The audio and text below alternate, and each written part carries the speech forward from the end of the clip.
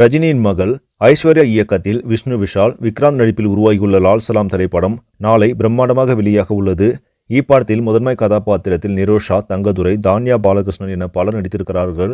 மேலும் சிறப்பு தோற்றத்தில் சூப்பர் ஸ்டார் ரஜினிகாந்த் நடித்திருக்கிறார். அதனாலேயே இப்படத்தின் மீதான எதிர்பார்ப்பு பன்மடங்கு அதிகரித்து காணப்படுகிறது. இப்படத்திற்கு ஏஆர் ரகுமான் இசையமைத்திருக்கிறார். சமீபத்தில் வெளியான இப்படத்தின் டீசர் மற்றும் ட்ரெய்லர் ரசிகர்கள் மத்தியில் மிகப்பெரிய அளவில் வரவேற்பு பெற்றுள்ளது. இந்நிலையில் லால் சலாம் படத்தின் முன்பதிவு வசூல் குறித்த தகவல் தற்போது வெளியாகியிருக்கிறது. அதன்படி உலக அளவில் இப்படம் 2 கோடி வரை முன்பதிவு செய்யப்பட்டுள்ளதாக தெரிகிறது.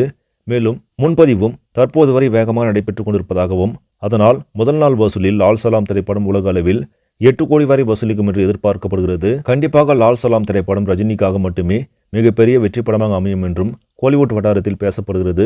சரி, நம்பர்களை பொறுத்திருந்து பார்ப்போம் லால் சலாம் திரைப்படம் வெற்றி வகை சூடுமா என்று.